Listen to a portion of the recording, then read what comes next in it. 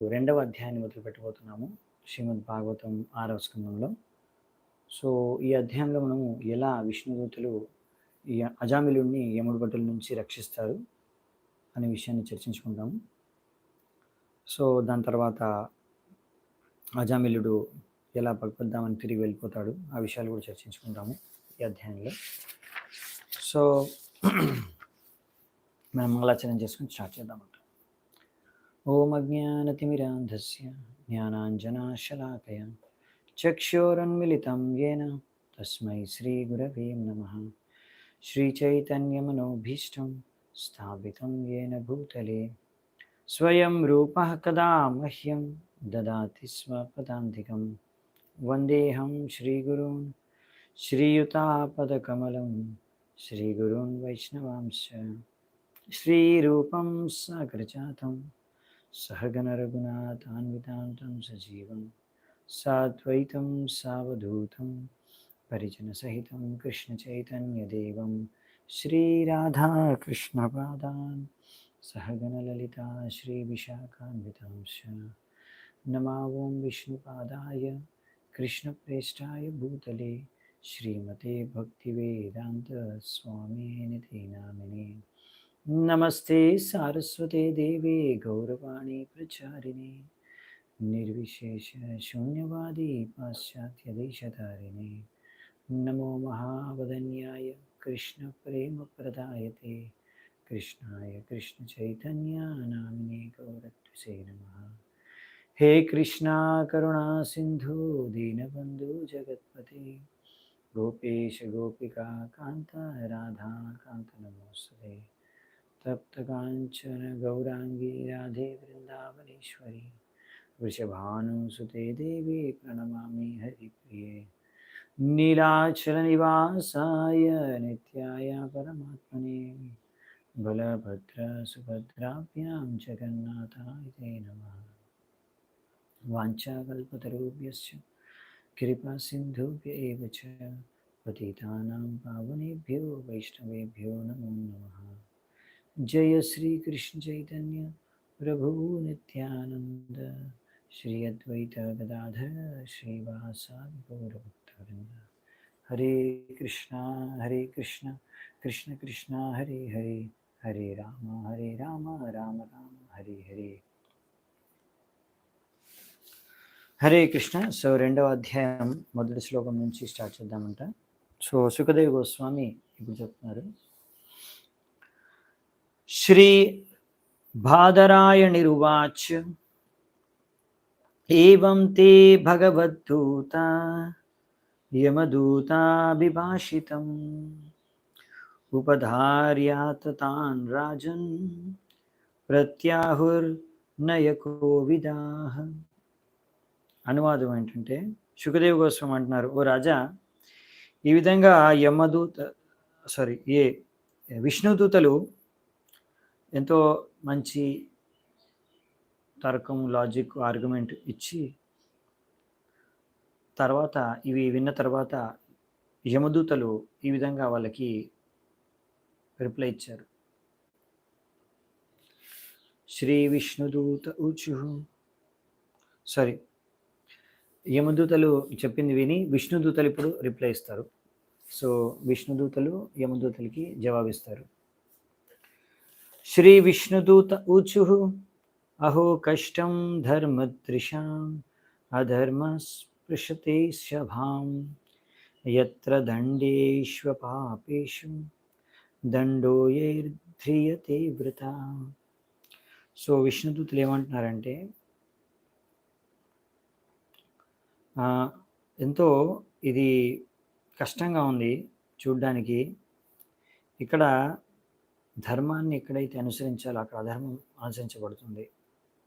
ఎవరైతే ధర్మాన్ని సంరక్షించాలో వాళ్ళే అనవసరంగా అమాయకుల్ని, ఏ పాపం తెలియని వాళ్ళని దండిస్తున్నారు అని ఇక్కడ చెప్తున్నారు విష్ణుదూతలు. సో ఇలా అమాయకుల్ని, ఏ పాపం చేయని వారిని దండించకూడదు. ఇది సిద్ధాంతం, ప్రిన్సిపల్. ఇది ఒక యమరాజు యమలోకంలోనే కాదు, మొత్తం ప్రపంచంలో ఎక్కడైనా మానవ సమాజంలో ఇది వర్తిస్తుంది. సో, ఈ కలియుగంలో ఏంటంటే, సో, ధర్మం ఏంటో ఎవరికీ తెలీదు. సర్కార్ లేకపోతే మన ఈ గవర్నమెంటు వీరికే తెలీదు, ప్రభుత్వానికి, గవర్నమెంట్‌కే అసలు ధర్మం అంటే ఏమిటి? ఆ విషయమే తెలీదు వాళ్ళకి. హ్మ్. సో, ఇలా ధర్మం గురించి సరైన జ్ఞానం లేక అజ్ఞానులై ఉండి వాళ్ళు, ఎందుకంటే వాళ్ళకి భాగవతం, భగవద్గీత చదవరు కదా! సో, వాళ్ళకి ఎక్కడి నుంచి ధర్మం గురించి జ్ఞానం ఉంటుంది? సో, ఇలాంటి అజ్ఞానులు, ధర్మం గురించి ఏం తెలియని వాళ్ళు, సో, రాజ్యాన్ని పరిపాలిస్తున్నారు. వాళ్ళు ఇలా దండన విధించేటప్పుడు వాళ్ళకి తెలీదు. ఎవరికి దండించాలి? ఎలా దండించాలి? ఎవరు అధర్మం? ఎవరు పాపులు? ఇవేం తెలీదనమాట వాళ్ళకి. సో, అందుకని కలియుగంలో ఇలా అన్నారు. హ్మ్. అంటే ఈ కలియుగంలో ఇలా అన్నారు. ఎవరైతే డబ్బుందో, ఎవరి దగ్గర డబ్బుందో, అతని డబ్బు ఖర్చు పెడితే చాలు కోర్ట్‌లో. అతనికి న్యాయం దొరికిపోతుంది. హ్మ్. ఈ విధంగా చాలామంది కోర్ట్‌లో ఉన్న ఆహ్, ఇలాంటివి చూస్తున్నారు. మీకు తెలుసు, మీకు పేపర్‌లో, న్యూస్ పేపర్‌లో కూడా చదువుతూ ఉంటారు. సో, కోర్ట్‌లో మేజిస్ట్రేట్‌లు గూడా లంచం తీసుకొని, డబ్బులు తీసుకొని దాని ప్రకారం జడ్జిమెంట్ ఇస్తారు వాళ్ళకి అనుకూలంగా. హ్మ్. సో, ఈ విధంగా అందుకనే ఈ కలియుగంలో చాలా ఆహ్, ధర్మం గురించి తెలియక ఇలా అందరూ సరైన విధంగా వాళ్ళు జస్టిస్, న్యాయం కలగట్లేదు జనాలకి. సో, ఈ విధంగా ఒక్కొక్కసారి ఈ ధర్మాన్ని గురించి ప్రచారం చేసే భక్తులు, ఇస్కాన్ భక్తులు, కృష్ణ భావనామృతంలో ఉండే భక్తులు ఇలా ధర్మాన్ని గురించి ప్రచారం చేసినప్పుడు గూడా ఒక్కొక్కసారి వాళ్ళని కూడా అడ్డుకుంటారు. పోలీసులు గూడా వాళ్ళని ఆపేస్తారు. అప్పుడప్పుడు జైల్లో గూడా పెట్టేస్తారు భక్తుల్ని. ఎందుకంటే ఆళ్ళకు ఇది లేదు. వాళ్ళకి తెలివి లేదు, బుద్ధి లేదు, జ్ఞానం లేదు. ఆ ధర్మం అంటే ఏంటో తెలీదు. జీవితం యొక్క ముఖ్య ఉద్దేశ్యం ఏంటో తెలీదు. గవర్నమెంట్‌కి, సర్కార్‌కి, పోలీసులందరూ సంరక్షించాలి భక్తుల్ని. వాళ్ళు బాగా భక్తి చేసుకొని, బాగా ప్రచారం చేయడానికి ప్రోత్సహించాలి. అన్ని రకాల సౌకర్యాలు కల్పించాలి. అటువంటి పోలీస్, అటువంటి గవర్నమెంటే వాళ్ళని అడ్డుకుంటారు. భక్తి చేయకుండా, ప్రచారం చేయకుండా, రకరకాల ఏవేవో నియమాలు చూపించి, లేకపోతే ఏవేవో చెత్త చెత్త అంతా వాళ్ళ సిద్ధాంతం అంతా చెప్పి, సో, అందుకనే ఇక్కడ మనం చూడొచ్చు. ఇది చాలా దుఃఖనీయమైన పరిస్థితి అనమాట. సో, అందుకే ఇక్కడ విష్ణుదూతలు గూడా ఇలాంటి అసంతృప్తిని ఇక్కడ వ్యక్తం చేస్తున్నారనమాట యమదూతలకి. సో, వైష్ణవులేంటంటే ప్రచారం చేస్తారు. ఎందుకు? వాళ్ళకి దయ, అనుకంప ఉంది.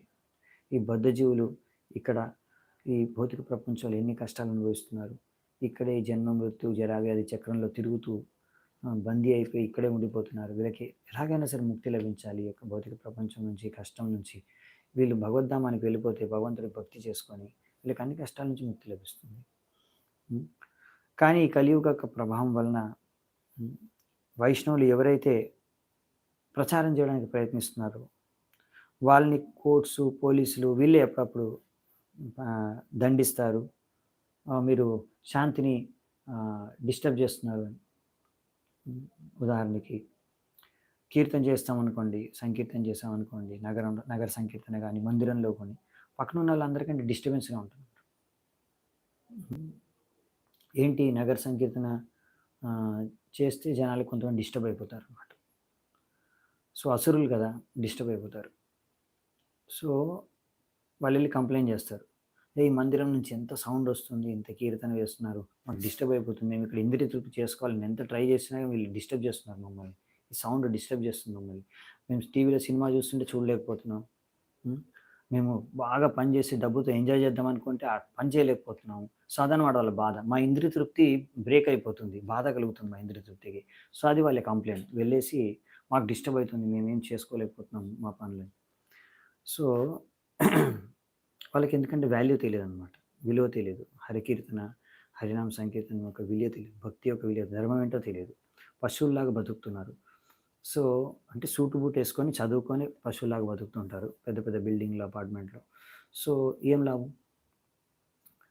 సో, అందుకనే చాలా సార్లు మనము సంకీర్తన, నగర సంకీర్తన చేయాలంటే కూడా, లేకపోతే ఫెస్టివల్‌లో పెద్దగా కీర్తన చేయాలంటే కూడా పర్మిషన్ తీసుకోవాలి. ఆ పర్మిషన్‌కి వెళ్ళినప్పుడు వాళ్ళు చెప్తారు, మీరు ఇంతకన్నా ఎక్కువ సౌండ్ పెట్టలేరు. ఎందుకు? వేరే వాళ్ళకి డిస్టర్బ్ అయిపోతుంది. కానీ నేను చూసాను చాలామంది చాలా సార్లు ఇప్పుడు హ్మ్, రకరకాల ఉత్సవాలు, రకరకాల పార్టీలు చేసుకుంటారు. రాత్రంతా గూడా ఆ న్యూ ఇయర్ టైంలో అయితే పెద్ద సౌండేసుకొని మొత్తం సిటీ అంతా సౌండ్‌తో నిండిపోతుంది రాత్రంతా. సో, దానికి ఎవరు కంప్లెయింట్ జేయరు. కంప్లెయింట్ చేసినా ఎవరు పట్టించుకోరు. అక్కడ మాత్రం వాళ్ళకేమి అది డిస్టర్బ్ అనిపించట్లేదు ఎవరికి డిస్టర్బ్ చేసినట్టు. కానీ కీర్తన చేస్తే చాలా డిస్టర్బ్ అయిపోతుంటారు జనాలు. సో, అందుకనే ఇది కలియుగం యొక్క ప్రభావం అన్నమాట.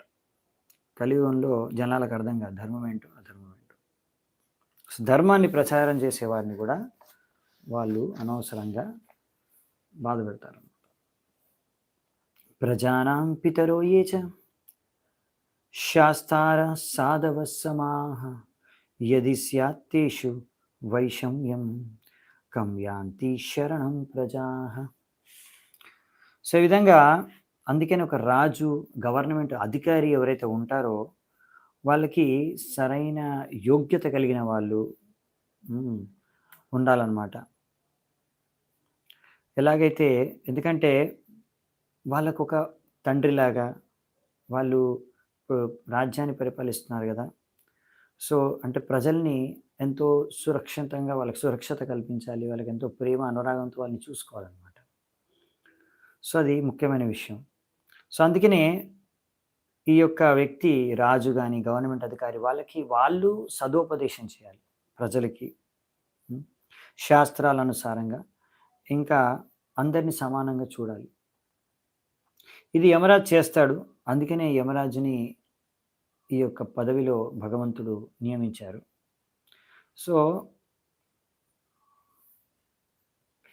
ఎవరైతే యమరాజును అనుసరిస్తున్నారో హ్మ్. వాళ్ళు ఆయన అలా పాటించాలి. కానీ ఇప్పుడు అలా అనుచరులు ఇప్పుడు సరిగ్గా పాటించకుండా కలుషితమైపోయి, ఇలా కొంతమంది పట్ల పక్షపాతం చూపించి, అంటే ఎవరికైతే దండన విధించకూడదో, ఎవరైతే అమాయకులో, ఎవరైతే పాపాలు చేయలేదో, అలాంటి వారికి ఒకవేళ దండన విధించడం మొదలుపెట్టేస్తాయి యమభటులు, యమదూతలు. మరిప్పుడు వాళ్ళు వాళ్ళ సంరక్షణ కోసం ఎక్కడికి వెళ్తారు? ఎవరి దగ్గరికి వెళ్తారు? వాళ్ళని ఎవరు సంరక్షించేది? వాళ్ళకి సురక్షితం రక్షణ ఎవరు కల్పిస్తారు? అని ఇక్కడ ప్రశ్న అడుగుతున్నారు. అంటే బేసికల్లీ ఏంటంటే ఇప్పుడు యమదూతలొచ్చి అజామిలుడిని అనవసరంగా అంటే అజామిలుడు ఇక్కడ పాపాత్ముడు గాదు. ఆయనను దండన విధించకూడదు ఆయనకి. మీరు అనవసరంగా మీకు ధర్మం గురించి తెలీదు. అలాంటి ఏ పాపం తెలియని వ్యక్తికి మీరు దండన విధిస్తున్నారు అనేది వాళ్ళ ఉద్దేశ్యం. సో, బేసికల్లీ ఇది రాజు యొక్క కర్తవ్యం ఇలా చెప్పినట్టుగా. ప్రజలందరికీ ధర్మ పథంలో తీసుకెళ్ళడం, వాళ్ళు ధర్మాన్ని పాటించే విధంగా చూడడం, వాళ్ళు ధర్మాన్ని పాటించడానికి, ధర్మాన్ని రక్షించడం. ఇది యాక్చువల్లీ రాజు యొక్క కర్తవ్యం. గవర్నమెంట్ యొక్క కర్తవ్యం ఇది. హ్మ్. సో, ఎందుకంటే మనిషి యొక్క జీవిత ఉద్దేశ్యమే అది. మనిషి జీవిత ఉద్దేశ్యం ఏంటి? భగవంతుడిని అర్థం చేసుకోవడం. భగవత్ సాక్షాత్కారం, ఆత్మ సాక్షాత్కారం. ఆత్మ అంటే ఏంటో అర్థం చేసుకోవడం. భగవంతుడు ఏంటో అర్థం చేసుకోవడం. ఇలా అర్థం చేసుకున్నప్పుడే ఆ వ్యక్తి మనిషి పశువు కన్నా భిన్నంగా ఉంటాడు. లేకపోతే మనిషికి, పశువుకి ఏం డిఫరెన్స్ లేదు. సో, అందుకనే ఈ యొక్క ప్రతి ఒక్క వ్యక్తి విషయాన్ని అర్థం చేసుకోవాలి. దానికి కావాల్సిన ఏర్పాట్లు చేయడమే గవర్నమెంట్ యొక్క పని. కానీ గవర్నమెంట్‌కే సర్కార్‌కే తెలియదు. జీవిత ఉద్దేశ్యం ఏంటి? మనిషి యొక్క జీవిత లక్ష్యం ఏంటి? భగవంతుడు అంటే ఎవరు? ఆత్మ అంటే ఏంటి? ఏమీ తెలీదు. సో, ఇలాంటి వాళ్ళందరూ ఇప్పుడు రాజులుగా కలియుగంలో లేకపోతే మినిస్టర్ల రూపంలో వాళ్ళు పదవులు తీసుకొని పరిపాలిస్తున్నారు. సో, అందుకనే అందరూ కష్టాలు అనుభవిస్తున్నారు. అన్ని రకాల కష్టాలు సమాజంలో ఉన్నాయి.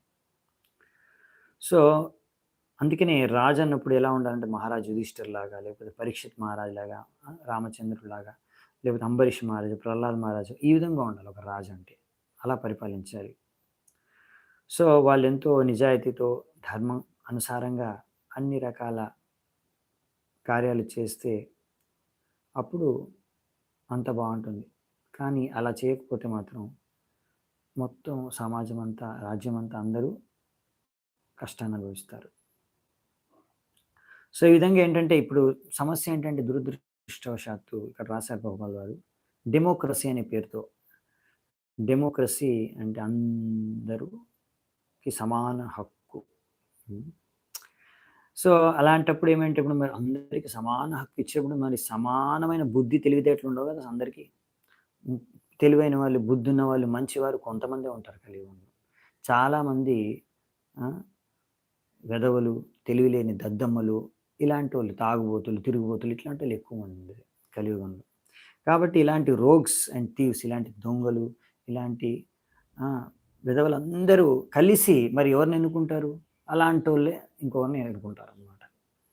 సో, కాబట్టి అలాంటోళ్ళని ఆ! ఇగ అందరికి సమానం హక్కనమాట. అంటే ఎవడికి బుద్ధి, తెలివి లేదు. అసలు ఏమి మంచి, చెడు తెలీదు. తాగుబోతు, తిరుగుబోతు వాడికి ఇంక అంతా తెలివున్న, మంచి సంస్కారం ఉన్న వేదాలు అన్ని శాస్త్రాలన్నీ తెలిసి ధర్మాన్ని అనుసరించే వ్యక్తికి సమానమైన హక్కనమాట. ఇది అన్నిటికన్నా తెలివి తక్కువ గవర్నమెంట్ అంటే. ఇది డెమోక్రసీ యొక్క పెద్ద లోపం. సో, తాగుబోతోడు ఇచ్చే ఓటుకి హ్మ్. ఒక బుద్ధున్న తెలివైన మంచి మనిషి ఇచ్చే ఓటుకి ఒకే వాల్యూ, ఒకే విలువ. అందుకే ఈ డెమోక్రసీని డిమాన్స్ క్రేజీ అన్నారు ప్రభుపాల్ గారు. సో, ఈ డెమోక్రసీ ఈ యొక్క ప్రజాస్వామ్యం ఏదైతే ఉందో ఇది అందుకనే సరైన విధి విధానమే కాదు. ప్రభుత్వాన్ని నడిపించే సరైన పద్ధతే కాదు శాస్త్రం ప్రకారం. సో, అందుకనే ఇలాంటి గవర్నమెంట్‌ని నాయకుల్ని ఎవరు ఎన్నుకుంటారంటే ఇలాంటి మూర్ఖులు, దద్దమ్ములు, తెలివిలేనోళ్ళు, తాగుబోతులు, తిరుగుబోతులు అందరూ కలిసి. అందుకని చూడండి ఇప్పుడు మీరు ఓట్లు కావాలంటే వాడికి తాగిపియండి. ఫ్రీగా తాగిపిస్తారు. వాడు ఓట్లు ఇచ్చేస్తాడనమాట. సో, ఎవరు ఎన్నుకుంటారు? తాగుబోతుల్ని ఎన్నుకుంటున్నారు. తాగుబోతుల్ని ఎన్నుకుంటారు. సో, ఈ విధంగా పరిస్థితనమాట. ఇలాంటి గవర్నమెంట్ పదవులు ఇలాంటోళ్ళు ఎన్నుకుంటే మరి అలాంటప్పుడు ఎలా ఉంటుంది? ఇలాగే ఉంటుంది మరి పరిస్థితి. అందుకే సమాజంలో అందరూ కష్టాలు అనుభవిస్తారు. సో, ఈ రీసెంట్‌గా అమెరికాలో గూడా ఈ విషయం రుజువైంది. హ్మ్. ఇలా ప్రజలే ఆ యొక్క ప్రెసిడెంట్‌ని హ్మ్. ఆహ్, ఆయన యొక్క పదవి నుంచి దించేశారంట. ఇలాంటి ఒక కేసు ప్రభుపాల్ వారు ఇలాంటి ప్రతి కేసు ప్రతి దగ్గర చూడొచ్చు. సో, ఈ విధంగా because of the importance of the Krishna consciousness movement people should be Krishna conscious and should not vote for anyone who is not Krishna conscious. అందుకనే మరి ఏం చేయాలంటే ఇలాంటి సమయంలో మరి డెమోక్రసీ ఉంటే మనం ఎంత మందికి ప్రచారం చేస్తే అంత మంచిది. చాలామంది మరి సమస్యకి పరిష్కారం ఏంటి? పరిష్కారం ఏంటంటే ప్రచారం చేయడం. మీరిప్పుడు ఎవరైతే క్లాస్ వింటున్నారో ప్రతి ఒక్కరు ప్రచారం చేయాలి. ఎవరైతే అభక్తులో వాళ్ళని భక్తి మార్గంలోకి తీసుకురావాలి. దానికోసం మీ బుద్ధి తెలివిని ఉపయోగించాలి. సో, ఇది ముఖ్యమైన విషయం ఇక్కడ చెప్పేది. సో, అప్పుడే సమాజంలో మార్పొచ్చేది. ఎందుకంటే ఇప్పుడు ఆ సమాజంలో ఉన్న అందరూ కృష్ణ భావనామృతంలోకొచ్చి భక్తులుగా మారారనుకోండి. అప్పుడు వాళ్ళేం జేస్తారంటే, అలాంటి ఒక భక్తుడిని లేకపోతే అలాంటి కృష్ణ భావనామృతంలో ఉన్న వ్యక్తిని నాయకుడిగా ఎన్నుకుంటారు. సో, అప్పుడు then there will be actual peace and prosperity in the society. ఎప్పుడైతే వైష్ణవులందరూ కలిసి ఒక వైష్ణవుడి నాయకుడిగా ఎన్నుకుంటారో, అంటే వైష్ణవులు అందరూ కలిసి వైష్ణవుడిని ఎప్పుడు ఎన్నుకోవాలంటే అంతమంది వైష్ణవులు ఉండాలి. డెమోక్రసీ అంటే ఎవరి నంబర్ ఎక్కువుంటే వాళ్ళదే నడుస్తుందనమాట. వాడు కరెక్ట్ అయినా, రాంగ్ అయినా. ఇప్పుడు వెధవలు, దద్దమ్మలు, తెలివిలేనోళ్ళందరూ తాగుబోతులు, తిరుగుబోతులు ఎక్కువున్నారుగా మనకి. మాంసాహారం తినేవాళ్ళు ఎక్కువున్నారు పర్సెంటేజ్. అందుకని అలాంటి మాంసాహారం తినేవాళ్ళు, తాగుబోతులు, తిరుగుబోతుల్ని ఎన్నుకుంటారు నాయకులుగా. అందుకని ఒకవేళ వైష్ణవుల యొక్క సంఖ్య పెరిగిపోతే అప్పుడు వైష్ణవులు ఒక వైష్ణవుని ఎన్నుకుంటారు. ఇప్పుడున్న వైష్ణవుల సంఖ్య చాలా తక్కువ. కాబట్టి వైష్ణవుల యొక్క సంఖ్య పెరగాలి. అది ప్రచారం చేస్తేనే జరుగుతుంది. సో, ఎవరో వచ్చి ఎక్కడో ప్రచారం చేస్తారని వెయిట్ చేయకూడదు. మీరు ప్రతి ఒక్కరూ ప్రచారం చేయాలి. సో, అప్పుడే జరుగుతుంది. ప్రతి ఒక్కరూ ఈ సంకల్పం తీసుకొని నేను ప్రచారం చేయాలి. ఒక్కడినన్నా నేను రోజుకి ఎవడినో ఒకడిని పట్టుకొని ఎలాగైనా సరే వాడిని భక్తిలోకి తీసుకురావాలి. ఇస్కాన్ మందిరంలోకి తీసుకురావాలి. హరే కృష్ణ మహామంత్రం జపం చేయించాలి అనే సంకల్పం తీసుకుంటే ప్రతి ఒక్క వ్యక్తి ఎవరైతే ఇస్కాన్‌లో ఇప్పుడున్నారో అప్పుడు చాలా ఫాస్ట్‌గా వేగంగా ప్రచారం పెరుగుతుంది. ఇప్పుడేమవుతుందంటే కొంతమంది మాత్రం ప్రచారం చేస్తున్నారు. ఇంకా మిగతా వాళ్ళందరూ ఆడియన్స్ అనమాట. జస్ట్ ఇలా కూర్చొని విని చప్పట్లు కొట్టి వెళ్ళిపోతారు. సో, అది కాదు. అలా అయితే మరి ప్రచారం చాలా స్లోగా జరుగుతుంది. కలియుగంలో మరి మీకు సమాజంలో శాంతి, భద్రత, సమృద్ధి కావాలంటే ఒకటే మార్గం ప్రచారం చేయాలి.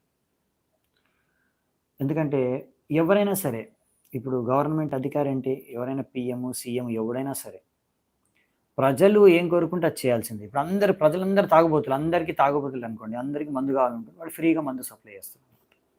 ఒకవేళ అందరు భక్తులనుకోండి. అందరు భక్తులైపోతే మెజారిటీ మంది అందరూ ఎప్పుడు అవ్వడం చాలా కష్టం. కానీ ఎక్కువ మంది భక్తులుంటే, అప్పుడు భక్తులు ఏం కావాలనుకుంటే అది చేస్తారు. కసాకైనా బంద్ చేయమంటే బంద్ చేసేస్తారు. ఆవుల్ని చంపడం బంద్ చేయమంటే బంద్ చేస్తారు గవర్నమెంట్. ఇప్పుడు ఎందుకు బంద్ చేయట్లేదు? ఎందుకంటే ఓట్ల భయం. ఎందుకంటే చాలామంది ఆవు మాంసం తినే జీవిస్తున్నారన్నమాట వాళ్ళకి. వాళ్ళకి ఆవు మాంసం తినాలని చాలా కోరిక. చాలామంది హిందువులే తినేది ఆవు మాంసం. సో, ఇలా హిందువులే ఆవు మాంసం ఏ ఆవునైతే రక్షించాలో ఆవును తింటే కూర్చొని, సో, మరి ఇంకా సమాజం ఎప్పుడు బాగుపడుతుంది? అస్సలు బాగుపడదు. సో, అందుకనే ఇక్కడ ఇదొక్కటే సొల్యూషన్ అన్నమాట. ఇంక ప్రభుపాద రాస్తున్నారు. When a Vaishnava sees mismanagement in the government, he feels great compassion in his heart and tries his best to purify the situation by spreading the Hare Krishna movement. ఎప్పుడైతే ఇలా వైష్ణవుడు చూస్తాడో ఇంతమంది ఇలాంటి చెత్త వాళ్ళందరూ నాయకులుగా మారి పెద్ద పెద్ద కసాయిఖానాలు ఓపెన్ చేసి అందులో ఆవుల్ని చంపేస్తున్నారు. రోజు వేలాది మంది ఆవుల్ని. హైదరాబాద్లో అన్నిటికన్నా మొత్తం ప్రపంచంలో భారతదేశంలో అన్నిటికన్నా భారతదేశంలో పెద్ద పెద్ద కసాయిఖానాలన్నీ హైదరాబాద్లోనే ఉన్నాయి. చాలామంది ఆవుల్ని చంపేస్తున్నారు. సో, ఇలా మరి ఈ ఆవుల్ని చంపడం ఎందుకు జరుగుతుంది? ఎందుకంటే ప్రజలే తింటున్నారు ఆవుల్ని. ఇప్పుడు ఆవు మాంసం తినేవాడు ఎవ్వరు లేకపోతే ఎవరు ఆవుని చంపరు. ఎందుకంటే తినేవాళ్ళు కస్టమర్స్ ఉన్నారు కాబట్టి ఆవుల్ని చంపుతున్నారు. సో, ఆవుల్ని సంరక్షించాలి. సో, ఆ విధంగా మరి సమాజంలో ఇవన్నీ జరుగుతుంటాయి. మరి వైష్ణవుడు ఏం చేస్తాడు? దానికోసం ప్రచారం చేస్తాడు. సో, నిజంగా మీకు అలా కొంచెమన్నా దయ, అనుకంప ఉంటే అప్పుడు ప్రచారం చేయండి. ఎందుకంటే మీరు ప్రచారం చేసి ఒక్క వ్యక్తిని మీరు భక్తుడిగా చేస్తే ఆ ఒక్క వ్యక్తి అన్నా తినడం ఆపేస్తాడు కదా!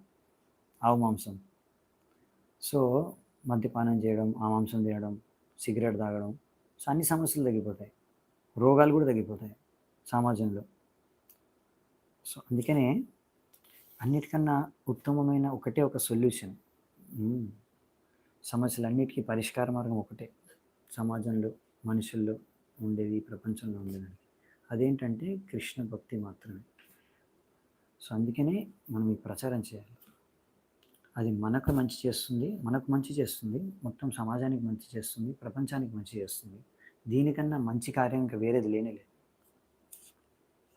సో, అందుకనే ఈ విషయాన్ని బాగా అర్థం చేసుకోవాలి. ఇదేదో భక్తి మన కోసమే కాదు, మొత్తం ప్రపంచానికి అవసరం. ప్రతి ఒక్క మనిషికి అవసరం భక్తి చేసుకోవడం. సో, అలాగే ప్రచారం కూడా ప్రతి ఒక్కరూ చేయడానికి ప్రయత్నించాలి. మనది మిషనరీ మూమెంట్. శిల ప్రభుపాదులు స్టార్ట్ చేశారు ఇది మిషనరీ మూమెంట్. అంటే ప్రతి ఒక్కరు మిషనరీ అవ్వాలి. ప్రతి ఒక్కరు సైనికుడు అనమాట. ప్రతి ఒక్కరు యుద్ధం చేయాలి. యద్యద్ ఆచరతి శ్రేయాన్ ఇతరస్తత్తద్ ఈహతే సయత్ ప్రమాణం కురుతే లోకస్తత్ అనువర్తతే. సో, ఇక్కడ ఏం చెప్తున్నారంటే ఇది మనకు భగవద్గీతలో కూడా ఈ శ్లోకం వస్తుంది. మామూలుగా లీడర్ ఏం చేస్తాడు? సాధారణ ప్రజలందరూ కూడా లీడర్ని ఫాలో అవుతారు సమాజంలో. ఆయన వ్యవహరిస్తాడో అలాగే సామాన్యులు కూడా ఆయన ఆచరించి వ్యవహరిస్తారు. సో, ఈ విధంగా ఆయన ఏదైతే స్వీకరిస్తాడో లీడర్, అదే సామాన్యులందరూ కూడా స్వీకరిస్తారు. సో, ఇక్కడ అజామిలుడు యాక్చువల్లీ శిక్ష దండనకి అర్హుడు కాదు యమదూతల ద్వారా. కానీ ఇప్పుడు యమదూతలు అంటున్నారు, మేము యమరాజు దగ్గరికి దండన కోసం ఈయన తీసుకెళ్ళాలి అని. ఇది అధర్మం.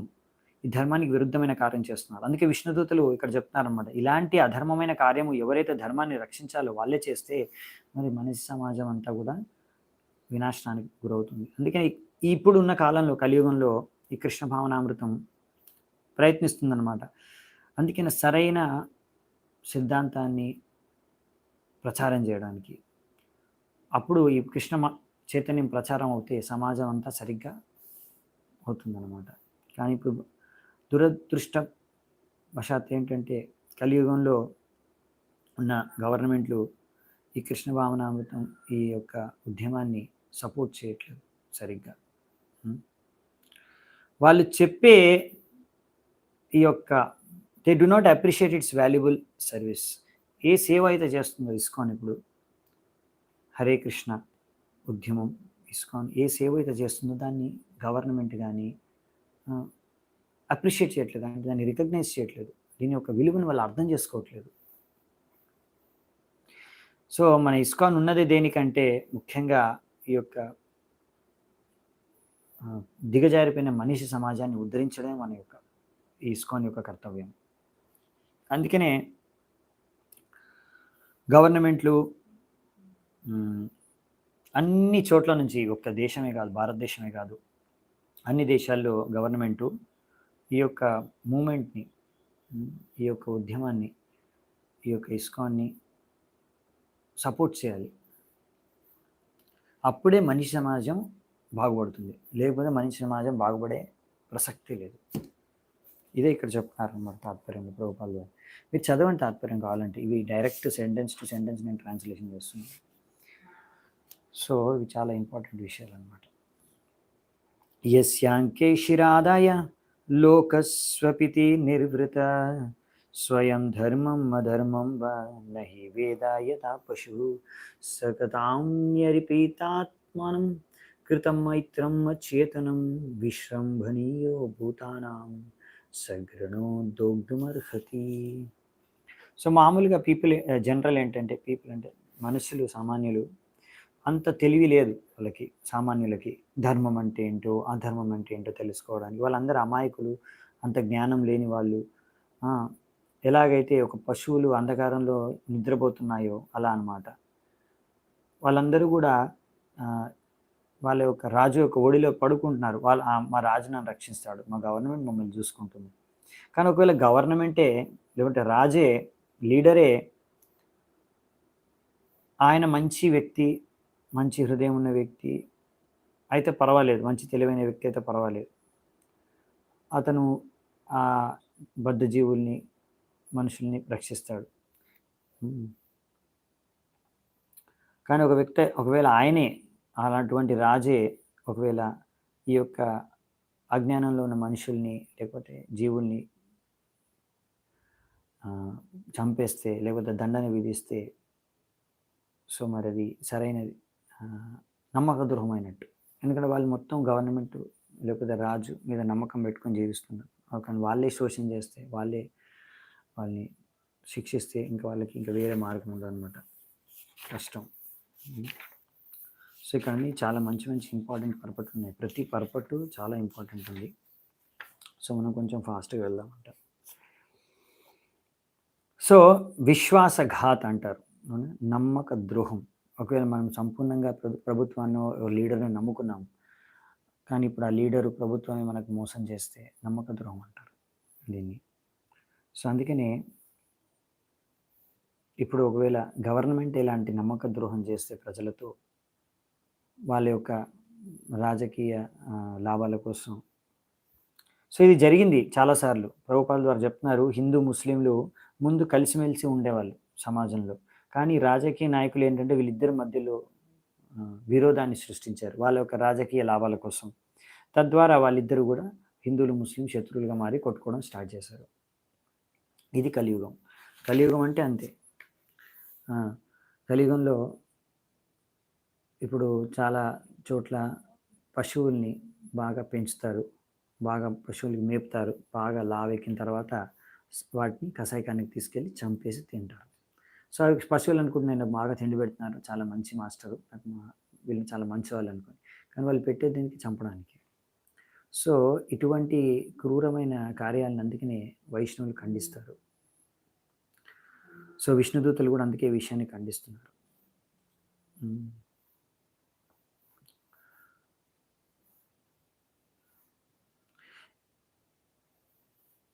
నెక్స్ట్ వచ్చేసి శ్లోకం, అయం హి కృత నిర్వేశో జన్మకోట్యం హసామపి యద్వ్యజాహార వివశో నామ స్వస్త్యయనం హరి. అజామిలుడు, మరి మీకు ఎవరైనా డౌట్ రావచ్చు యమదూతలకి, అదేంటి మరి అజామిలుడు మస్తు చాలా పాపాలు చేశాడు. ఇంకేం ప్రాయశ్చిత్తం కూడా చేసుకోలేదు. ఇలా ఎందుకు అంటున్నారు వీళ్ళు అంటే, అజామిలుడు చాలా పాపాత్ముడు కదా అంటే, ఇప్పుడు అజామిలుడు ఆయన చేసిన పాపాలన్నిటికీ ఎప్పుడో ప్రాయశ్చిత్తం చేసేసుకున్నాడు. ఆ! ఆయన ఈ ఒక్క జీవితంలో చేసిన పాపాలకే కాదు, కోటి కోటి జన్మలలో చేసిన పాపాలన్నిటికీ ప్రాయశ్చిత్తం చేసేసుకున్నాడు. ఎలా?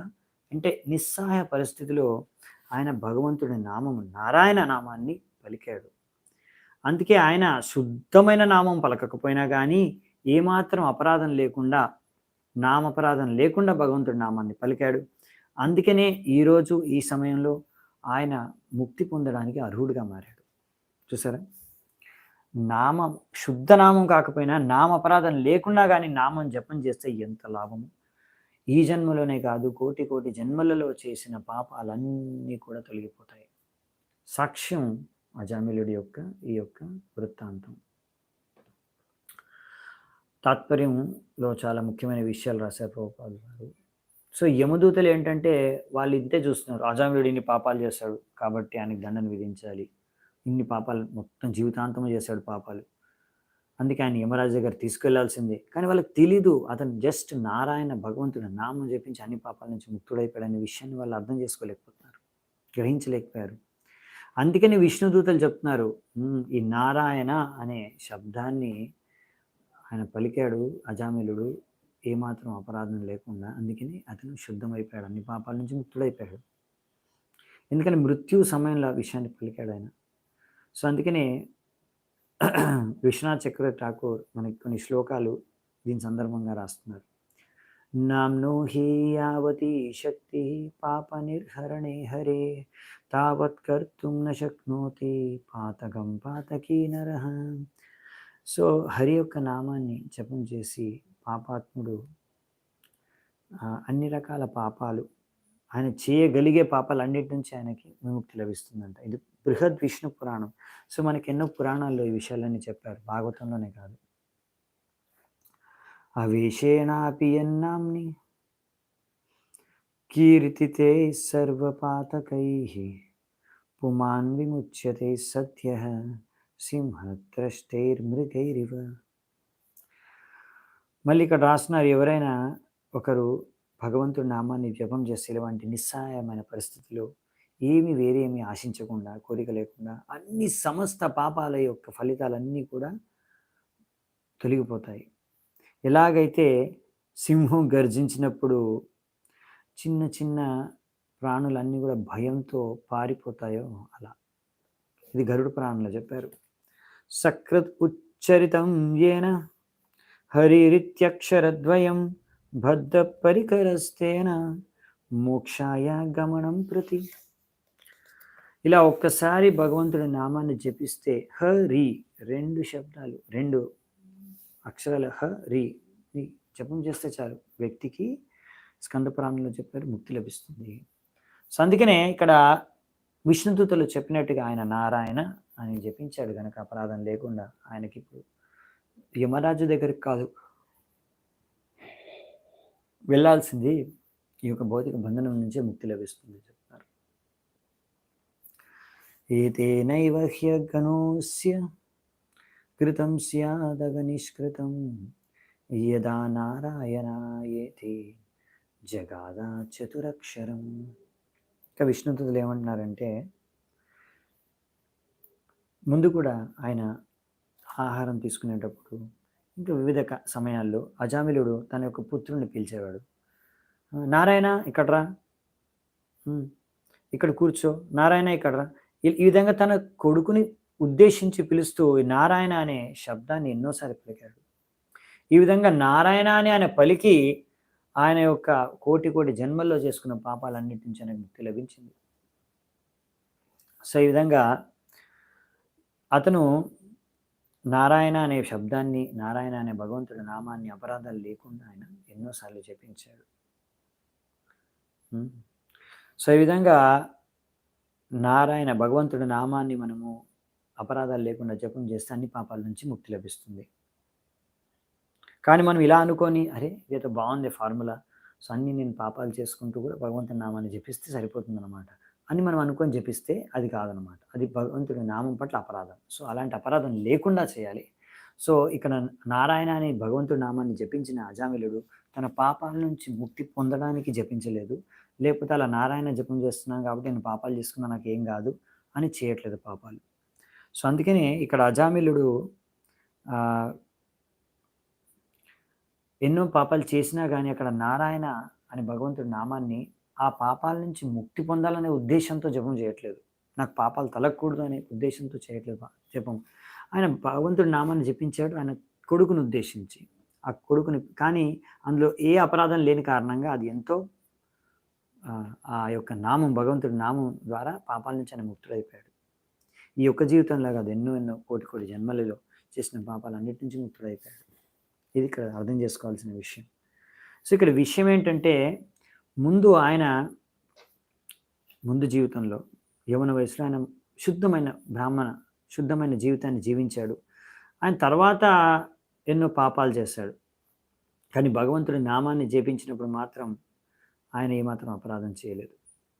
సో, ఈ విధంగా భగవంతుడి నామాన్ని అపరాధం చేయకుండా జపించినందు కారణంగా ఇది శుద్ధమైన ఈ యొక్క ఫలితాన్ని అజామిలుడికి ఇచ్చింది. ఇంకా ఆయన అన్ని పాపాల నుంచి శుద్ధం చేసేసింది. సో, ఈ విధంగా నామము దాని యొక్క ప్రభావాన్ని చూపించింది అజామిలుడి పైన. స్తేన సుర పోమిత్రదృక్ బ్రహ్మ గురు తల్పగ స్త్రీరాజపితృగోహంత ఏ చ పాతకీమోపరే సర్వేషామప్యగవతాం ఇదం ఏవ సునిష్కృతం నామ వ్యాహరణం విష్ణోర్ యతస్తద్ విషయామతి. సో, ఇక్కడ ఏం చెప్తున్నారంటే ఈ విధంగా భగవంతుడి నామాన్ని జపించడమే అన్నిటికన్నా ఉన్నతమైన ఉత్తమమైన మార్గం. ఈ విధంగా ఒక దొంగకి బంగారాన్ని చేసే దొంగకి, విలువైన వస్తువుల్ని దొంగతనం చేసే దొంగకి, తాగుబోతుకి, లేకపోతే ఎవరైనా నమ్మక ద్రోహికి, ఎవరైతే బ్రాహ్మణుడి హత్య చేసేవారికి, లేకపోతే గురువు మరియు లేకపోతే వేరే అధికారి యొక్క భార్యతో అక్రమ సంబంధం పెట్టుకునే వ్యక్తికి, ఇలాంటి వాళ్ళందరూ అంటే ఇలా ఎవరైతే తన తండ్రిని కానీ, రాజుని కానీ, స్త్రీని కానీ హత్య చేస్తాడో, లేకపోతే ఆవుల్ని చంపేస్తాడో, సో ఇలాంటి అందరి పాపాత్ములు కూడా వాళ్ళు చేసిన పాపాల నుంచి కూడా వాళ్ళకి భగవంతుడి నామాన్ని జపం చేసి వాళ్ళు ముక్తి పొందవచ్చు, భగవంతుడిని పొందవచ్చు. ఈ విధంగా ఇక్కడ భగవంతుడు ఇలా ఆలోచిస్తాడు, అరే ఈయన నా నామాన్ని జపం చేస్తాడు కాబట్టి ఇతన్ని రక్షించడం నా బాధ్యత అని భగవంతుడు ఆలోచిస్తాడంటే ఎవరైనా ఇలాంటి నామాన్ని జపం చేస్తే అపరాధం లేకుండా. సో ఇక్కడ విష్ణు నామాన్ని నారాయణ అని ఇక్కడ అజామిలుడు అలా జపం చేశాడు.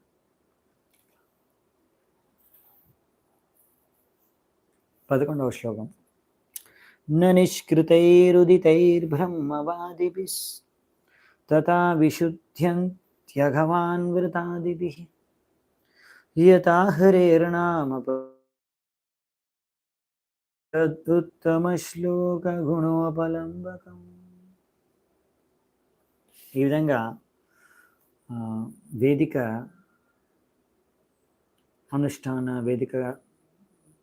శాస్త్రాలు అనుష్ఠానాల ప్రకారం రకరకాల ప్రాయశ్చిత్తం ఉంటాయి మార్గాలు. కానీ ఎన్ని ప్రాయశ్చిత్త మార్గాలు వేదాల్లో ఇచ్చినా వాటన్నిటికన్నా కూడా భగవంతుని నామాన్ని జపించడం ద్వారా మనం శుద్ధమైపోతాం. అవన్నీ కూడా మనం శుద్ధం చేయలేము. ఎంతగా అయితే భగవంతుని నామం మనం శుద్ధం చేయగలదో అంతగా మీరు చేసుకునే ఎన్ని యజ్ఞాలు, ఎన్ని వ్రతాలు, ఎన్ని పూజలు, ఎన్ని పునస్కారాలు, ఎన్ని కర్మకాండే పనులు చేసిన ప్రాయశ్చిత్త కార్యక్రమాలు అన్నీ కూడా భగవంతుడి నామం జపం ముందు ఏమీ లేదు, తుచ్చమైనవి. దానికి ఎప్పుడు సమానం కావు. ఎందుకంటే పాయింట్ ఏంటంటే జనాలు చాలా తక్కువ అంచనా వేస్తారు. భగవంతుడు నామం చేస్తే అంత అయిపోతుందా, నేను ఎంతో పెద్ద పెద్ద యజ్ఞం చేస్తున్నాను, ఎంత పెద్ద తపస్సు చేస్తున్నాను, ఎంత పెద్ద వ్రతం చేస్తున్నాను, ఎంత పెద్ద పూజ చేస్తున్నాను,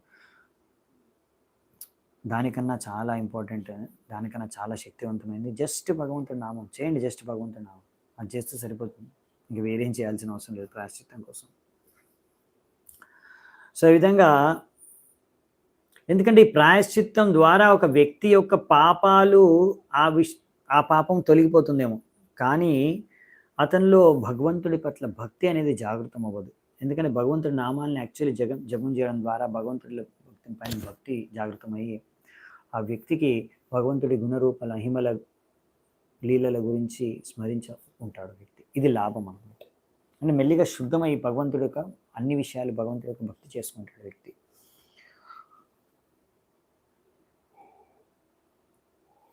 అందుకని భగవంతుడి నామం జపించడం ఇంకా వేరే అన్ని ప్రాయశ్చిత్త మార్గాలకి ఎంతో తేడా ఉంది. There are 20 types of religious scriptures.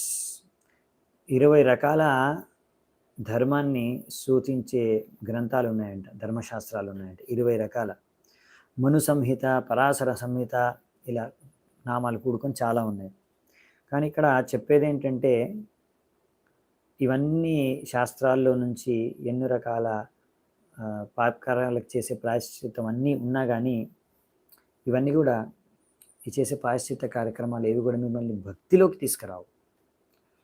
ఇంకా నీ భగవంతుడి యొక్క నామాన్ని జపిస్తే మాత్రం ఒక్కసారి జపించిన ఆ వ్యక్తి అన్ని రకాల పాపాల సమస్త పాపాల నుంచి ముక్తుడైపోయి అతను భగవంతుడిని భక్తి చేసుకుని భగవంతుడికి ప్రేమ చేసుకునే స్థాయికి చేరుకోగలడు. సో ఈ విషయం మనం చూస్తామంటాం అజామిలుడి యొక్క కథలోనే. నైకాంతికం తత్తి కృతేపి నిష్కృతే మనః పునర్ధావతి చేద సత్పతే తత్కర్మ నిర్హారమభీప్సతాం హరేర్ గుణానువాద కలు సత్వభావనః. సో ఇక్కడ ఏం చెప్తున్నారంటే ఇలా మన రిచువలిస్టిక్ సెరమనీస్ ఎన్నో రకాల ప్రాయశ్చిత్త మార్గాలు మన శాస్త్రాల్లో ఇచ్చారు. కానీ ఇవన్నీ సంపూర్ణంగా హృదయాన్ని కలుషితమైన హృదయాన్ని శుద్ధం చేయడానికి అవి సరిపోవంట. ఎందుకంటే ఇలా ప్రాయశ్చిత్తం చేసుకుంటారు కానీ మళ్ళీ దాని తర్వాత ఆ మనస్సు అనేది ఇంకా అవి భౌతిక పాపకార్యాలు చేయడం వైపు వెళ్తూనే ఉంటుంది. అది శుద్ధం అవ్వదు హృదయం. అందుకనే ఈ విధంగా ఒక వ్యక్తి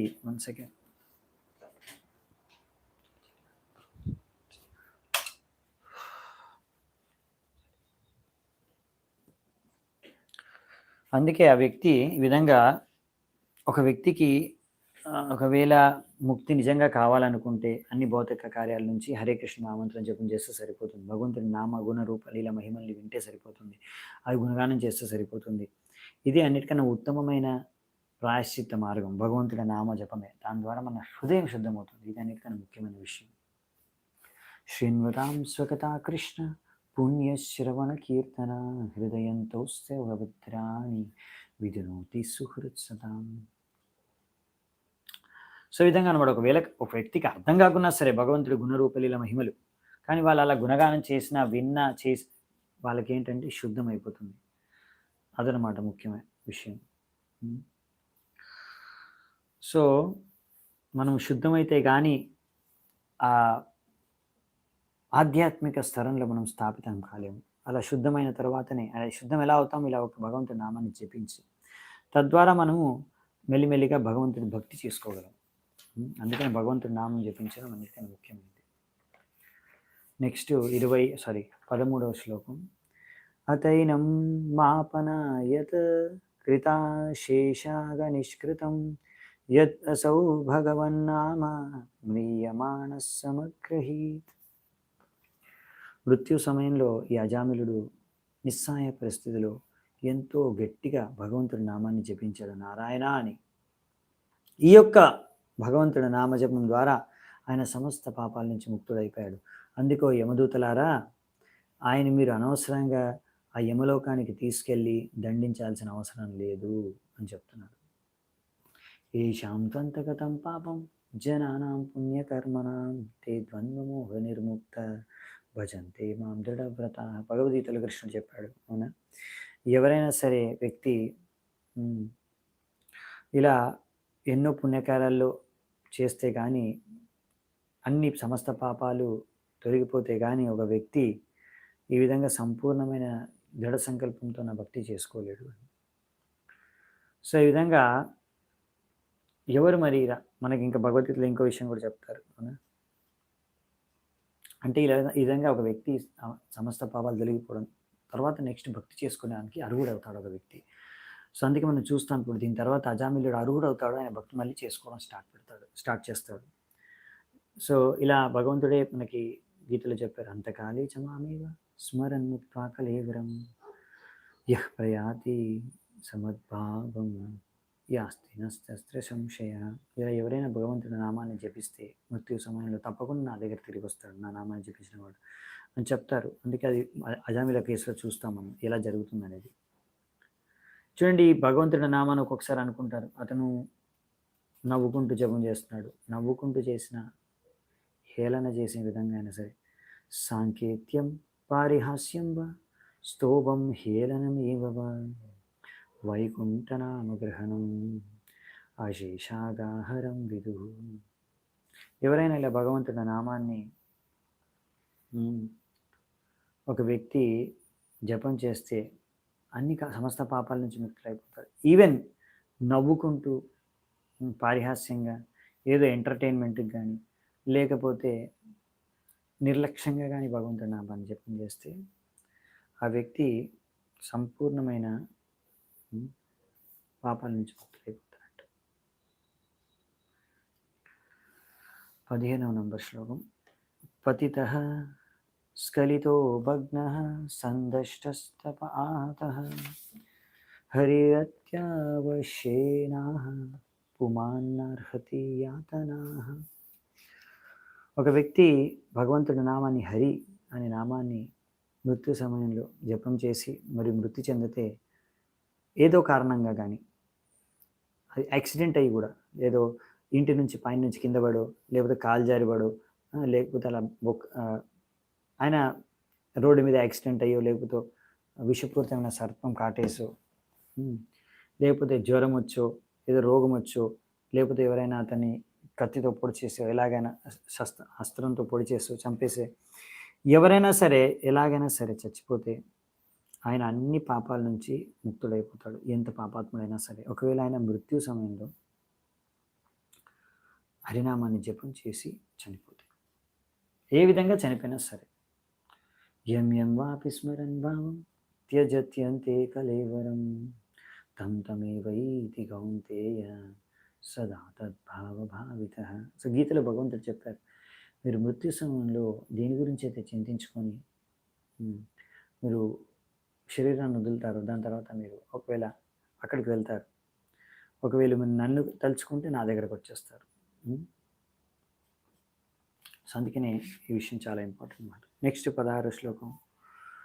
భగవంతుడి నామం ఎంత ఇంపార్టెంట్, భగవంతుడి నామాన్ని జపించడం ఎంత ఇంపార్టెంట్. మీరు మృత్యు సమయంలో ఏం చింతించుకుంటారు, జీవితాంతం దేని గురించి చింతిస్తున్నారు, అదే మృత్యు సమయంలో చింతలోకి వస్తుంది.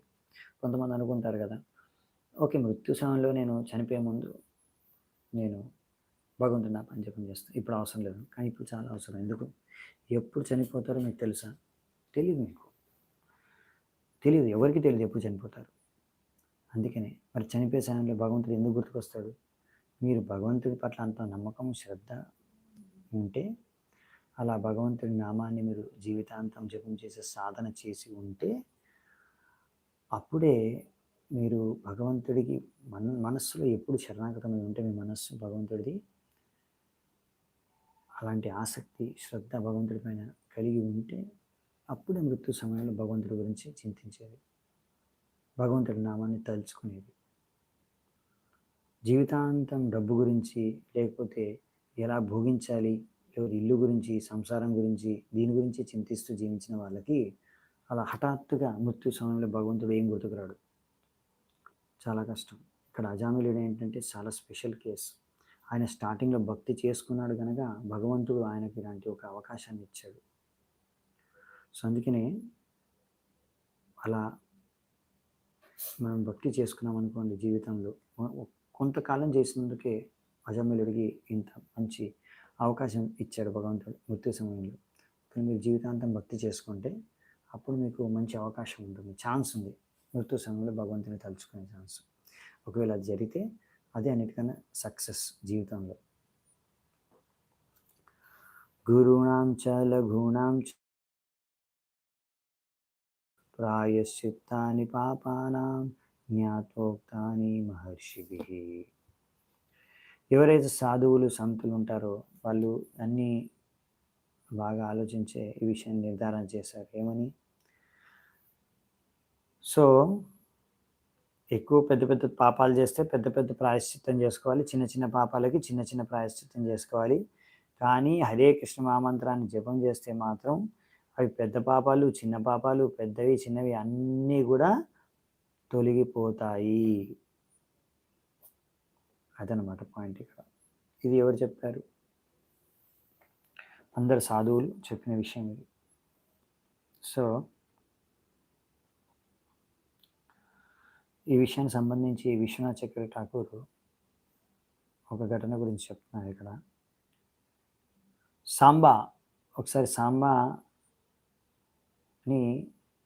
కౌరవులు బందీ చేస్తారు. ఎందుకంటే సాంబా దుర్యోధన యొక్క కూతురుతో ప్రేమలో పడి, క్షత్రియుల సమాజంలో ఇలా జరుగుతుంది, క్షత్రియ సమాజం ప్రకారం ఆమెను అపహరించి మరీ పెళ్లి చేసుకున్నారు. సో ఆ విధంగా అప్పుడు కౌరవులు ఆయన్ని బంధించేస్తే సాంబాని బలరాముడు వచ్చి ఆయన్ని సంరక్షిస్తాడు. సో బలరాముడు వచ్చి ఆయన రక్షిస్తాడు. సో బలరాముడు వచ్చి అక్కడ ఆయన పవర్ చూపిస్తాడు అనమాట. ఆయన పవర్ చూపించగానే మొత్తం హస్తినాపురం అంతా వణికిపోతుంది. ఆయనకు భయపడి అక్కడ ఒక భూకంపం సృష్టించబడుతుంది. సో వాళ్ళు భయపడి వెంటనే సాంబ ఇంకా ఆయన భార్య లక్ష్మణ్ ఇద్దరిని అప్పచెప్పేస్తాడు బలరాముడికి. దీనివల్ల నేర్చుకునేది ఏంటంటే కృష్ణుడి బలరాముడి యొక్క శక్తి చాలా అపారమైంది. ఎవరు ఎటువంటి పరిస్థితి నుంచి అయినా భగవంతుడు వాళ్ళని రక్షించగలరు అని అనుకుంటే. సో అందుకే మీరు ఎన్ని పెద్ద పెద్ద పాపాలు చేసినా సరే భగవంతుడు తలుచుకుంటే వాటన్నిటి నుంచి మిమ్మల్ని రక్షించగలరు. సో అలాగే భగవంతుడు ఎప్పుడు రక్షిస్తాడు మిమ్మల్ని? ఎప్పుడైతే మీరు భగవంతుడి నామాన్ని జపం చేస్తారో. ఎలాగైతే అజామిళుడిని రక్షించారు. ఇప్పుడు 17వ నంబర్ శ్లోకం. తైస్తాన్యగాని పూయంతే తపోదానావృతాదిభిః నా ధర్మజం తదృఢయం తద్ అపి సాంగ్రి సేవయ. సో ఒకవేళ ఒక వ్యక్తి రకరకాల తపస్య, దానము, వ్రతాలు ఇవన్నీ చేసి పాపాల యొక్క ఫలితాలని తగ్గించుకోవచ్చు, పాపాలన్నిటి నుంచి ముక్తి పొందవచ్చు. కానీ ఇవన్నీ కూడా హృదయంలో ఉన్న భౌతిక కోరికల్ని మాత్రం తొలగించవు. ఈ విధంగా ఎవరైనా కానీ ఒకవేళ భగవంతుడి పాదపద్మాలకు సేవ చేసుకుంటే అప్పుడు ఏమవుతుందంటే ఇటువంటి కల్మషాలు, మన హృదయంలో ఉండే కల్మషాలు, భౌతిక కోరికలన్నీ కూడా తొలగిపోతాయి. సో ఇది మెయిన్ డిఫరెన్స్ అనమాట. మీరు చేసుకునే రకరకాల వ్రతాలు, పూజలు, దాన ధర్మాలు ఇవన్నీ కూడా ఏంటంటే మిమ్మల్ని హృదయంలో ఉన్న భౌతిక కోరికల్ని మాత్రం అవి తొలగించలేవు. భగవంతుడి నామం, భగవంతుడికి చేసుకునే భక్తి, భగవంతుడికి చేసుకునే సేవ ద్వారా మాత్రమే మన హృదయంలో ఉండే అన్ని భౌతిక కోరికలు తొలగిపోయాయి. ఇది చాలా పెద్ద డిఫరెన్స్, మామూలు డిఫరెన్స్ కాదు, చాలా పెద్ద తేడా. అందుకని హరినామము, భక్తి అనేది చాలా గొప్పవి. మీరు చేసుకునే వేరే వేరే వ్రతాలు, పూజలు అన్ని దాన ధర్మాల కన్నా కూడా ఇవి చాలా గొప్పమైనవి. సో అందుకని భగవంతుడికి భక్తి సేవ చేసుకోవడం అన్నిటికన్నా ముఖ్యమైనది. భక్తి పరేషానుభవో విరక్తిర్ అన్యత్ర చ. ఎందుకంటే భక్తి చేసుకుంటే అది ఎంత శక్తివంతమైందంటే మీలో ఉన్న పాపాలు చేసే ప్రవృత్తి, కోరికలు అన్నిటిని తొలగించేస్తుంది. కాబట్టి మీకు ఇంకా పాపం చేయాలని అనిపించదు. అది అన్నిటికన్నా అసలైన లాభం. ఎందుకంటే పాపం చేయాలి అనే కోరిక ఉన్నంత వరకు మనం చేస్తూనే ఉంటాం, ఎన్నిసార్లు ప్రాయశ్చిత్తం చేసుకున్నా. సో అందుకని అటువంటి ఆశ, కోరికనే వెళ్ళిపోతుంది, పాపం చేయాలి అనే కోరిక. సో అందుకని ఇది పెద్ద లాభం అన్నమాట భక్తి చేసుకోవడం. అజ్ఞానాదతవా అజ్ఞానాదుత్తమ శ్లోకనామయత్ సంకీర్తతం అఘం పుంసో దహేదేదో యతానలః. ఎలాగైతే ఒక అగ్ని ఎండిపోయిన గడ్డిని కాల్చి బూడిద చేసేస్తుందో అలాగే భగవంతుడి నామం కూడా ఒకవేళ తెలిసినా తెలియకుండా ఎలా జపం చేసినా సరే అది కూడా పాపాలని కాల్చి బూడిద చేస్తుంది. ఇందులో ఏమాత్రం సందేహం లేదు. అవునా? మీకు తెలిసినా తెలియకున్నా అగ్ని అనేది యాక్ట్ చేస్తుందా? అగ్నిలో చేలు పెడితే కాలుతుందా లేదా? మీకు తెలిసినా తెలియకున్నా మీకు చేయి కాలుతుంది. సో అలాగే అన్నమాట. సో ఈ విధంగానే ఇక్కడ ఉదాహరణ ఇచ్చారు. ఎండువ గడ్డి ఉంటే దానికి అగ్ని కలిగితే తప్పకుండా అది మండుతుంది, తప్పకుండా అది బూడిద అవుతుంది. సో ఈ విధంగా పెద్దవాళ్ళకి తెలుసు అగ్నిలో చేయబెడితే, మంటలో చేయబెడితే కాలుతుంది, పిల్లవాడికి తెలియదు. కానీ పెద్దవాడు, పిల్లవాడు ఇద్దరు అగ్నిలో చేయి పెట్టినంత మాత్రం అగ్ని అనుకోదు. ఓహో! పిల్లవాడికి తెలీదు గదా! పాపం పిల్లవాడి చేతిని కాల్చకూడదని. అగ్ని 2 చేతుల్ని కాలుస్తుంది. పెద్దవాడిదైనా, పిల్లవాడిదైనా. ఆ పిల్లవాడికి తెలియకున్నా, పెద్దవాడికి తెలిసినా గాని. సో, అది పాయింట్ అనమాట. సో, అలాగే హరే కృష్ణ మహామంత్రం అనేది కూడా పనిచేస్తుంది అందరి మీద. మీకు దాని గురించి తెలిసినా, తెలియకపోయినా దాని యొక్క గొప్పతనం, శక్తి. మీ యొక్క సమస్త పాపాల నుంచి మీకు ముక్తిని లభిస్తుంది, అందజేస్తుంది. యథాగతం వీర్యతమం ఉపయుక్తం యదృచ్ఛయా అజానతోప్యాత్మగుణం కుర్యాన్ మంత్రోప్యుదాహృత. ఒకవేళ ఒక వ్యక్తికి తెలియదనుకోండి, ఈ మందు ఎలా పనిచేస్తుంది, ఔషధం ఎలా పనిచేస్తుంది, మెడిసిన్ ఎలా పనిచేస్తుంది. కానీ ఏదో విధంగా ఆయన మెడిసిన్ తీసుకుంటే మాత్రం, ఆ ట్యాబ్లెట్ కానీ మెడిసిన్ తీసుకుంటే మాత్రం తప్పకుండా పనిచేస్తుంది. అది ఆ ట్యాబ్లెట్ ఎలా పనిచేస్తుంది, ఆ మెడిసిన్ ఎలా పనిచేస్తుంది అని తెలియకున్నా సరే మెడిసిన్ తీసుకుంటే చాలు, ఆ మెడిసిన్ పనిచేస్తున్న దానికి ఆయన రోగం నయమవుతుంది. అంతే కదా!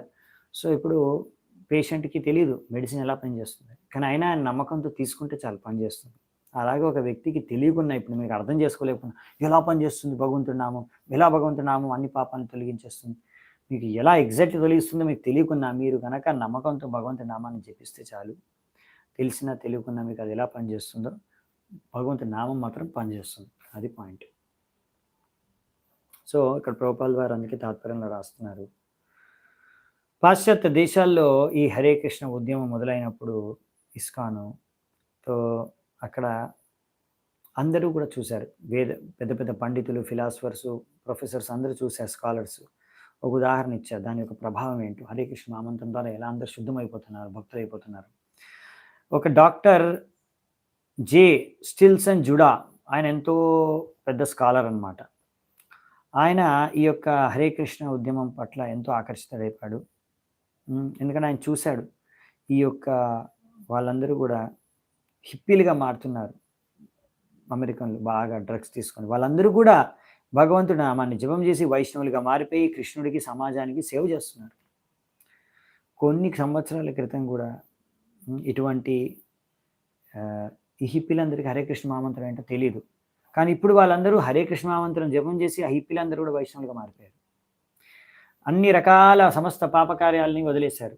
4 నియమాల్ని పాటిస్తున్నారు. అవైద్య స్త్రీ సంఘం వదిలేశారు, ద్యూతక్రీడను వదిలేశారు, మాంసాహారం వదిలేశారు, ఇంకా అసత్ స్త్రీ సంఘం, అవైద్య స్త్రీ సంఘం వదిలేశారు, అదే మన డ్రగ్స్, సిగరెట్, మద్యపానం అన్నీ వదిలేశారు. సో, ఈ విధంగా ఇది సాక్ష్యం. ఇలా హరే కృష్ణ మహామంత్రం జపం చేసి ఎంతోమంది జీవితాలు మారిపోయాయి, ఎంతోమంది భక్తులుగా మారిపోయారు, పాపాలన్నీ వదిలేశారు, పాపాలు చేయడం వదిలేశారు. ఇదే పెద్ద విజయం అనమాట. ఇదే పెద్ద సాక్ష్యం అనమాట ఇస్కాన్, ఈ హరే కృష్ణ మహామంత్ర యొక్క శక్తి.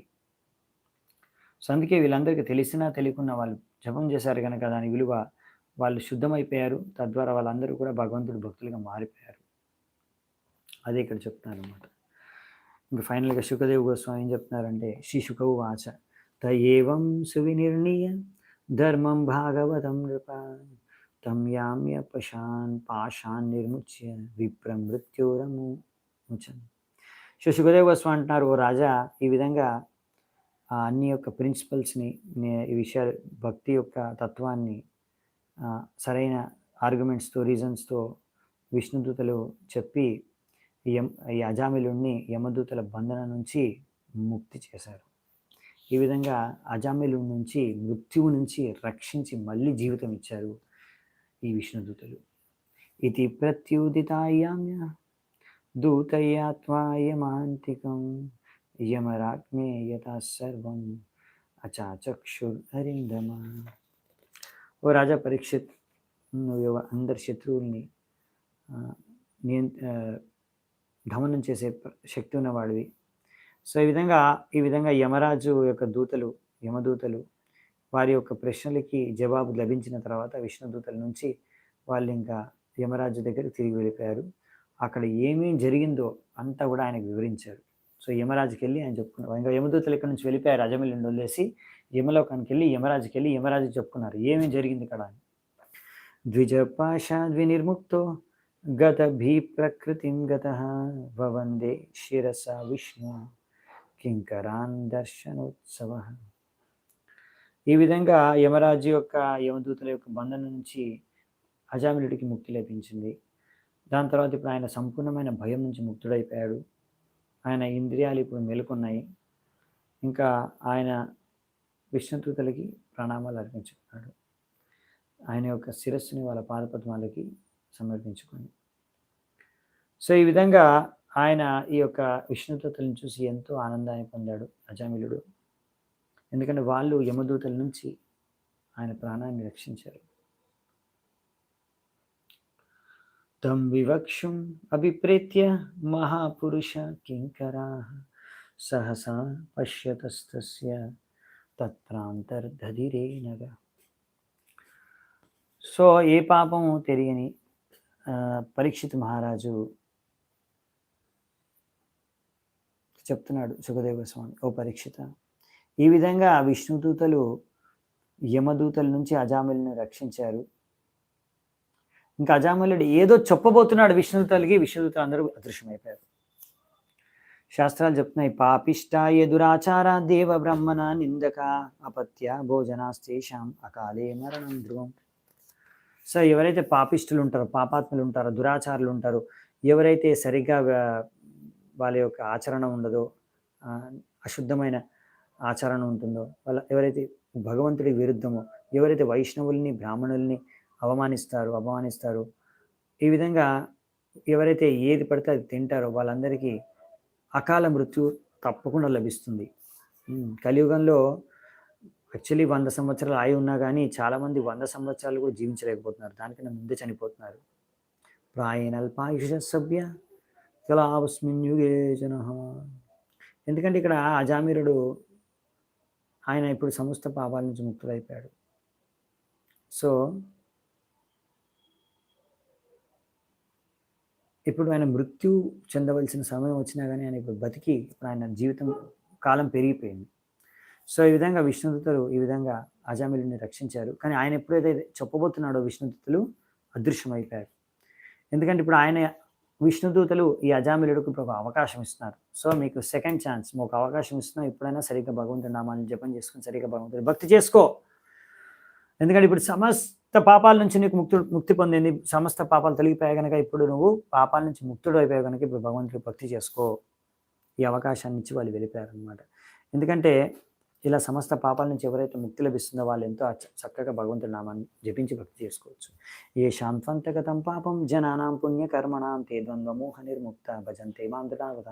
సో మనం భగవంతుడికి దృఢవ్రతంతో భజన చేసుకోవడానికి ఇదొక ఉత్తమమైన విధి విధానం, మార్గం, పాపాల నుంచి ముక్తి పొందడం. ఇప్పుడు అజామిలుడు ఆ పాపాల నుంచి ముక్తి పొందాడు. సో కాబట్టి భగవంతుడికి భక్తి చేసుకొని సేవ చేసుకోవచ్చు ఇప్పుడు. అందుకని విష్ణుదూత ఇప్పుడు అజామిలుని వదిలేసి వెళ్ళిపోయారు. ఎందుకంటే ఆయనకు తెలుసు ఇప్పుడు అతను ఇప్పుడు అర్థం చేసుకున్నాడు, భక్తి చేసుకుంటాడని. సో ఈ విధంగా భక్తి చేసుకొని తిరిగి భగవద్ధామానికి తిరిగి వెళ్ళే అవకాశం ఇప్పుడు అజామిలుడికి ఇచ్చి విష్ణుదూతలు అక్కడి నుంచి వెళ్ళిపోయారనమాట. ఇప్పుడు అజామిలుడు ఇప్పుడు వాళ్ళ యొక్క విరహం ద్వారా, ఎందుకంటే అతను చూశాడు ఆ విష్ణుదూతల యొక్క సాంగత్యం కలిగింది, ఇప్పుడు వాళ్ళు వెళ్ళిపోయారు. ఆ విరహంలో ఇప్పుడు ఇంకా తీవ్రతతో భక్తి చేసుకుంటాడు అనే ఉద్దేశంతోనే విష్ణుదూతలు ఆయన ఇంకా ఏం చెప్పబోతున్నాడో వినకుండానే వెళ్ళిపోయారు. ఆయన యొక్క తీవ్రత భక్తులు ఇంకా పెంచాలి అని. లాస్ట్ ఈరోజు శ్లోకం, అజామిలోప్యత కర్ణ్య దూతానాం యమకృష్ణయో ధర్మం భాగవతం శుద్ధం త్రైవేద్యం చ గుణాశ్రయం భక్తిమాన్ భగవత్యాసు మహాత్మ్యా శ్రవణాధరే అనురాపో మహానాసిత్ స్మరతో శుభం ఆత్మనః. ఈ విధంగా యమదూతలు మరియు అజామిలుడు మరియు విష్ణుదూతలు మధ్య యమదూతల మధ్య మరియు విష్ణుదూతల మధ్య సంభాషణ విన్న తర్వాత అజామిలుడికి అర్థమైపోయింది, అసలు ఈ యొక్క 3 గుణాల నుంచి అతీతం అవ్వాలంటే ఎటువంటి ధర్మాన్ని మనం అనుసరించాలి, ఇవన్నీ వేదాల్లో ఉన్నాయి. సో ఈ విషయాన్ని అన్నీ అర్థం చేసుకొని ఆయన ఇప్పుడు ఎలాగైనా సరే భగవంతుడితో సంబంధాన్ని స్థాపన చేసుకోవాలనే ఉద్దేశంతో ఇప్పుడు ఆల్రెడీ భగవంతుడి యొక్క గుణమహిమల్ని, నామ మహిమల్ని ఆల్రెడీ అజామిలుడు విన్నాడు. సో అందుకే ఇప్పుడు ఆయన శుద్ధ భక్తుడిగా మారిపోయాడు. దీని తర్వాత ఆయన తను చేసిన పాపకార్యాలన్నీ కూడా ఆయన గుర్తున్నాయి, దాని గురించి ఆయన పశ్చాత్తాప కూడా పడ్డాడు. సో ఇప్పుడు ఆయన క్లియర్ అనమాట, నేను పాపం చేశాను, ఇప్పుడు పాపం చేయకూడదు, ఇప్పుడు భక్తి చేసుకోవాలి అనే విషయాన్ని ఇప్పుడు క్లియర్ అయింది అజామిలుడికి. సో ఈ విధంగా భక్తి చేసుకోవడం వల్లనే కారణంగానే మనం 3 గుణాల నుంచి అతీతంగా అవ్వగలం. త్రైగుణ్య విషయ వేదం నైస్త్రైగుణ్య మరార్జున నాస్తి ద్వంద్వ మోహ నిర్ద్వంద్వ నిత్య సత్వస్థో నిర్యోగ క్షేమ ఆత్మవాన్. కృష్ణుడు అందుకే అర్జునుడు చెప్పాడు, ఈ 3 గుణాల నుంచి అతీతుడు వైపు అర్జున. అప్పుడే ఈ మోహం నుంచి నువ్వు ఈ ద్వంద్వాల నుంచి ముక్తుడైపోయినప్పుడే, సత్వలో స్థాపితం అయిపోయినప్పుడే మంచిది నీకు. అప్పుడు నేను నీకు అన్ని రకాల ఈ యొక్క మోహమాయ నుంచి నీకు ముక్తి లభిస్తుంది, రక్షణ లభిస్తుంది. సో ఈ విధంగా ఒక వ్యక్తి మెల్లిమెల్లిగా ఈ 3 గుణాల నుంచి అతీతుడు అయిపోయి చిన్మయ స్థాయికి చేరుకోవాలి. అదే అర్జునుడికి కృష్ణుడు చెప్పాడు. అక్కడ చిన్న స్థాయికి చేరుకున్న తర్వాత భగవంతుడికి భక్తి చేసుకోవాలి. సో ఈ భగవంతుడికి భక్తి చేసుకోవడమే అన్నిటికన్నా ఉన్నతమైన లక్ష్యం జీవితంలో మనిషికి. అదే ఇక్కడ చెప్పారనమాట. సో దీంతో మనము ఇక్కడ ముగిద్దాం ఈరోజు యొక్క చర్చ. 26 నుంచి రేపు చూసుకుందాం చర్చ. చాలా చాలా ధన్యవాదాలు ఎంతో ఓపిక విన్నందుకు. హరే కృష్ణ. శిల ప్రభుపాదకి జయ. హరే కృష్ణ మహామంత్రికి జయ. సమవేత గౌరవ భక్త వృందకి జయ. శ్రీమద్ భాగవతం की जय. निताय गौर सीतनाथ प्रेमानंदी. हरि हरि बोल.